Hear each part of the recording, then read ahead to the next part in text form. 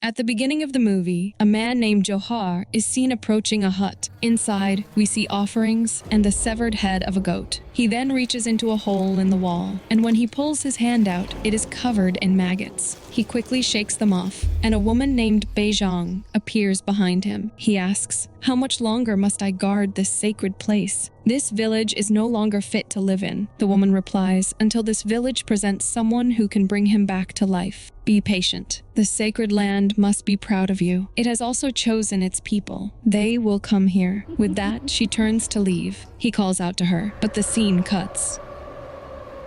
We then see a hospital where a woman, Ruth, is talking to her father on the phone. She tells him that he doesn't need to come. She and Erlan will manage here. Just then, her son, Erlan, arrives and informs her that Maya has fractures in her spine and left leg. He emphasizes the urgency of transferring her to a larger hospital, warning that without immediate treatment, she could face permanent paralysis. Erlan adds that his scholarship isn't enough to cover Maya's surgery. Ruth, frustrated, blames him, accusing him of being incapable of taking care of himself, let alone his family, and remarks that it's no surprise her father disapproves of them. At that moment, Widi, Erlan's sister, enters and informs him that a nurse is looking for him outside. She then encourages their mother to rest before heading to check on Maya. While searching through the side drawers, Widi discovers a black box. Just as she is about to open it, a sudden noise startles her, prompting her to quickly put it back. Just then, Maya unexpectedly grabs her hand, looks at her, and smiles hauntingly. Widi lets out a scream, and Erlan rushes into the room. She tells him that Maya held her hand, but Erlan dismisses it, pointing out that Maya's position makes it impossible. The family returns home with Maya. Ruth insists they will care for her at home and plans to raise money for her surgery. Erlan mentions asking Dr. Buddy, a neurologist, to examine her, emphasizing the need for the best treatment. Ruth scoffs, reminding him that, as an aspiring doctor, he should know how to treat his sister before walking away. Widi, frustrated, remarks that their mother never cared for them, treating them differently as stepchildren. She envies Maya for still having a biological mother. Erlan reassures her, reminding her of their father's teachings. When he asks what she saw at the hospital, Widi hesitates before revealing that something is following Maya, and that her condition might not be from the accident alone. Erlan dismisses her concerns, citing the X-ray results showing clear fractures.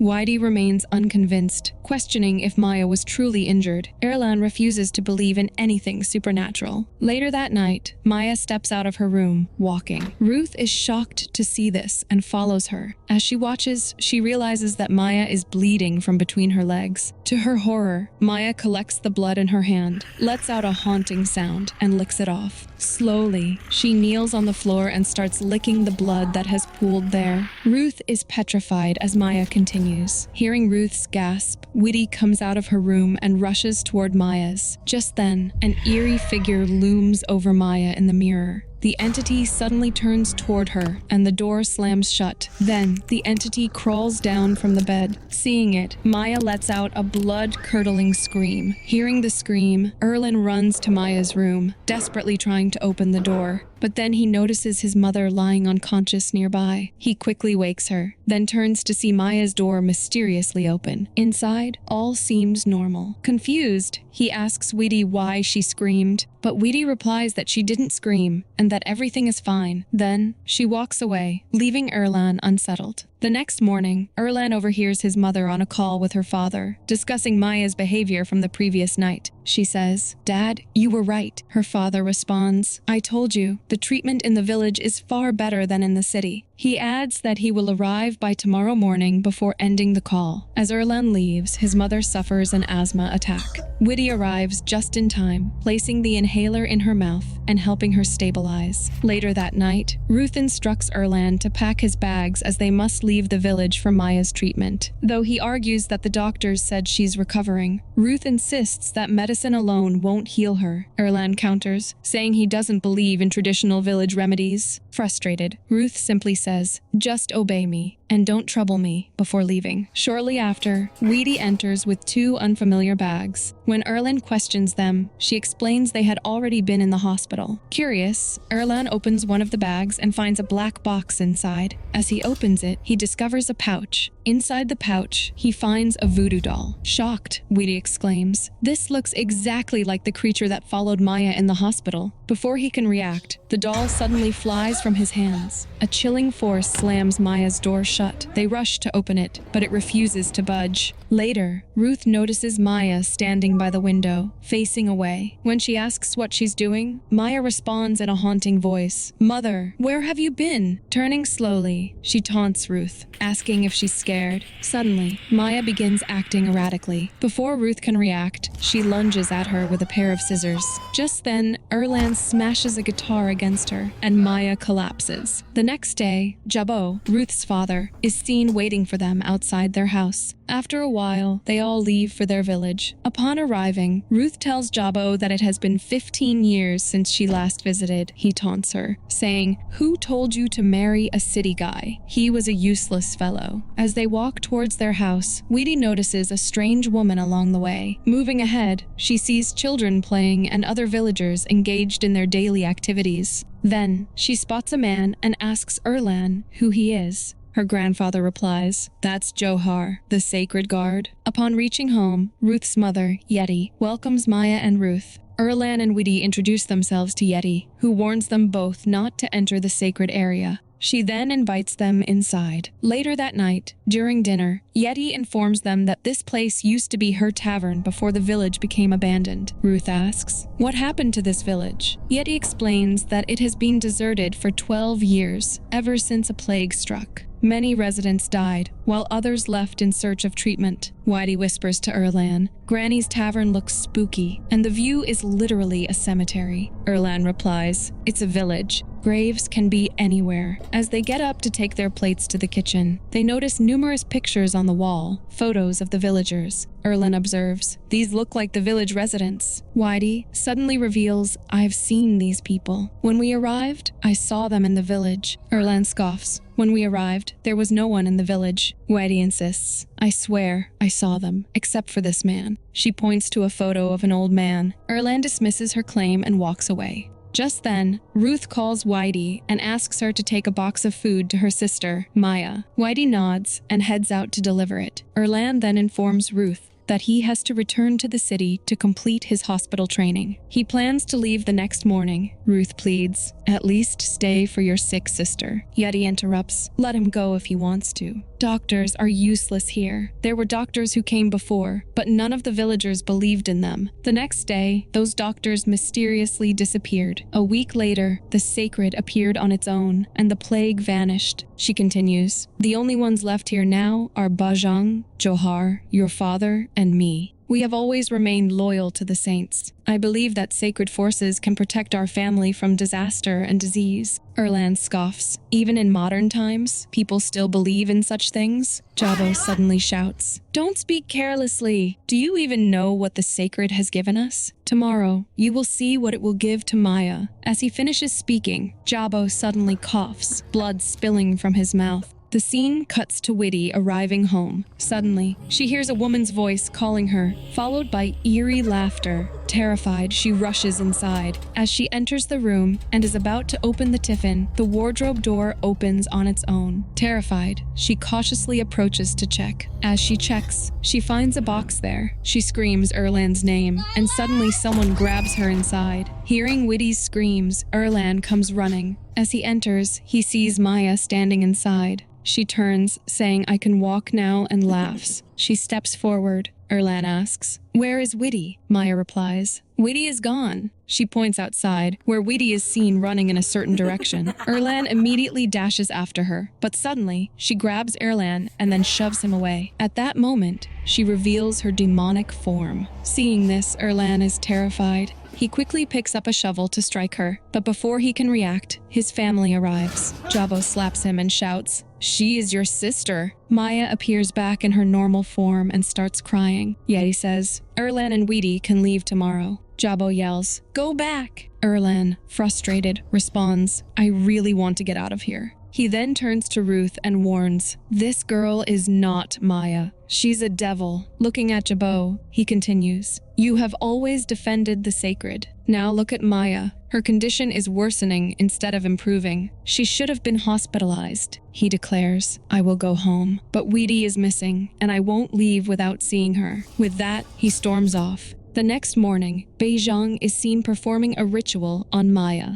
Jabo brings the severed head of a goat and hands it to Beijang. She then offers the head at the sacred site and takes a bowl, mixing something into it. After spitting into the mixture, she stirs it again. Terrified, Maya turns to her mother and says she is scared. Ruth consoles her, saying, "It's okay. This is for the sake of your recovery." Beijang then applies the paste to Maya's body before pouring water over her. Finally, she makes Maya drink blood. The scene shifts to Erlan, who retrieves a black box from the wardrobe. He then wanders through the village, searching for Widi. Johar notices him and asks, "What are you looking for? Don't you follow the sacred ritual?" Erlan says, "I don't believe in such things. I'm looking for my younger sister." Johar takes the box from Erlan's hands and instructs him to follow. Later that night, Beijang is seen slaughtering a hen. She collects its blood in a bowl and drinks it before the sacred site. She chants, "By the Lord of the sacred land, my service will end. Blood and filthy souls I offer. The living will die, and the dead will rise again. Come forth." She then erupts into maniacal laughter. Grabbing a pouch, she scatters rice across the sacred site. Suddenly, an entity appears within the sacred space. Later, Johar asks Erlan from where did he get this thing? He says, "The object in this box is not just any ordinary object." Erlan replies, "The first time I saw this box was in the hospital, when Maya was being treated." He asks, "What exactly is in it?" Johar says, "It's a jenglot. Jenglots are often sent to follow someone. That means your sister is being followed." Erlan asks, "With whom?" Johar replies, "The sender." In Bekandang village, jenglots are very famous. He continues, "If someone is followed by a jenglot, it means their soul has been marked and chosen by the sacred." Erlan asks its meaning. Johar says, "This jenglot will follow his victim to death. Once the victim dies, the jenglot's owner will gain extra years of life. There's one more thing you should know. A jenglot only emerges at night, and it can take any form." The scene then cuts to Widi inside the sacred site, unconscious. She slowly regains consciousness and, upon seeing the severed head of a goat in front of her, recoils in fear. Just then, she hears Maya's voice calling for help. She listens closely. Just then, the entity suddenly grabs her head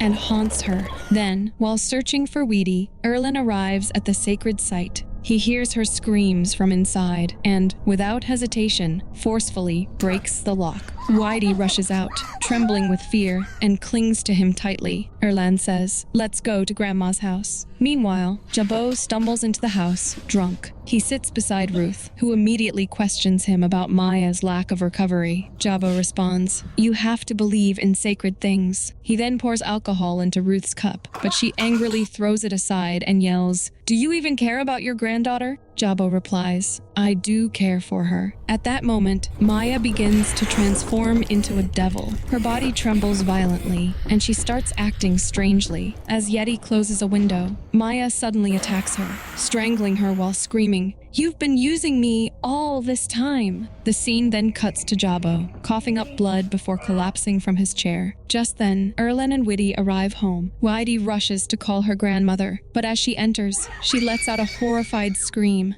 Yeti is hanging lifelessly, and Maya is seen outside the house. Widi, Ruth, Yeti, and Erlan step out of the house and head toward their car. As they reach it, Erlan turns to Widi and says, "Stay here. I am going to find Maya." As he leaves, Ruth suddenly starts having an asthma attack. Panicking, Widi sprints back to the house to grab her inhaler. Meanwhile, Ruth steps out of the car. Inside the house, Widi frantically searches for the inhaler. After a desperate search, she finally finds it. Just then, Ruth spots Maya standing nearby and calls out to her. Maya slowly turns to face Ruth and says, "It's all your fault." The she suddenly leaps into the well. Just then, Maya appears behind her and shoves her into the well. Meanwhile, Widi hears a noise and notices that Yeti's body is missing. Panicked, she quickly hides under the bed. Just then, Yeti enters the room, holding a rake tool. She strikes the bed, and the sharp prongs pierce Widi's hand. Yeti then bends down, spots Widi, and drags her out. Just then, Jabo spots Beijang standing in front of the car. She says, "Thank you, Jabo. Because of you, the sacred has returned, and this village belongs to us again." "Humans were never meant to live here," Jabo demands. "What are you talking about? You didn't keep your promise to cure my illness. I gave you my granddaughter, and I got nothing in return." Beijang chuckles. "The sacred was never here to help you. This village is just a vessel for them. You're nothing but a dying man. Do you remember how you helped poison the village's water and caused so many deaths? Now, it's your turn." Just then, Jabo hears a noise behind him. He turns, and Maya grabs his shoulder. He screams, and Maya vanishes. Terrified, he scrambles out of the car, only for Maya to attack him suddenly. Meanwhile, Erlan spots the entity, but Johar quietly pulls him away. Erlan asks, "Why did you hold me back?" Johar says, "Look there," pointing at Beijang. "She is the shaman of Bekandang village. She heals those who come here and controls all the spirits that reside in this place." Erlan's questions, "Maya became like this because of her?" Johar replies, "If she has the power to heal, she also has the power to do the opposite." Beijang sacrifices those who enter this village, exchanging one life for another, replacing the sick with the healthy. He then reveals, "There is one way to save your sister. If you dismantle the sacred mound, perhaps your younger sibling and the spirits trapped here will be freed." Hearing this, Erlan rushes out to the car, only to find that his sister and mother are missing. Just then, Jabo calls out to him for help.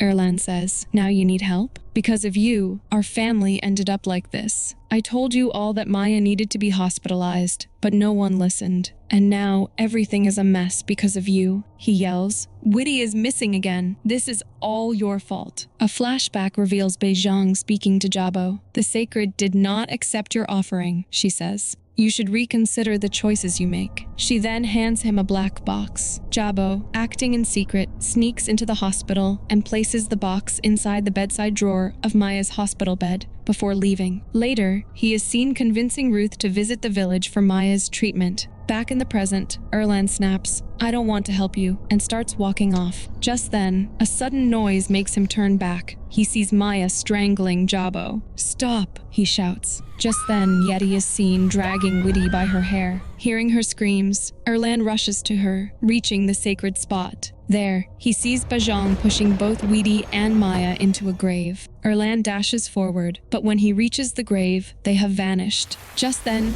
rain begins pouring down. The spirits of the villagers emerge, slowly advancing toward him. At the same time, an ominous entity appears from the side. He stumbles backward and falls into the grave. The spirits begin sprinkling rice over him. The scene cuts to Johar, who arrives at the site. Without hesitation, he jumps in and shakes him awake. He tells him, "Only you can save your sister from this village. I have prepared a lantern." He then stays behind to distract the spirits, allowing Erlan to make his way toward the sacred spot to burn it. Just then, Beijang appears behind him. She hisses, "How dare you destroy the sacred mound?" Erlan replies, "Don't mess with my family." Beijang smirks. "Your family is already dead." Erlan retorts, "I'm not afraid of you. I know my sisters are still here." Beijang utters a spell, and Erlan collapses. Suddenly, the entity emerges from the sacred spot and begins tormenting Erlan. At that moment, Jabo arrives and throws a knife, striking Beijang in the head. The entity recoils, and Beijang sneers at Jabo.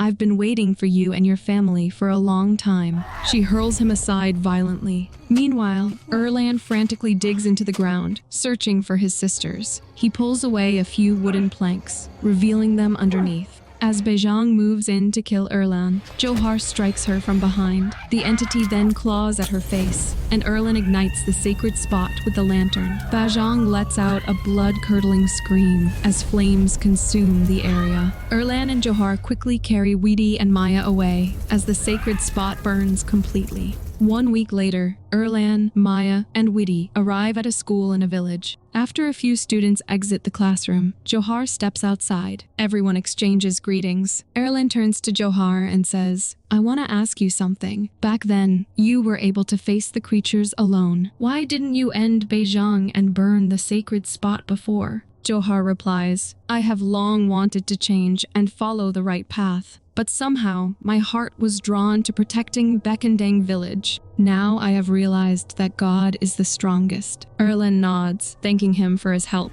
As they part ways, a mysterious man dressed in white stands silently behind Johar, and the movie ends here. Thanks for watching. If you enjoyed the chills, hit that like button, subscribe, and turn on notifications so you never miss a scare. Until next time, stay spooky.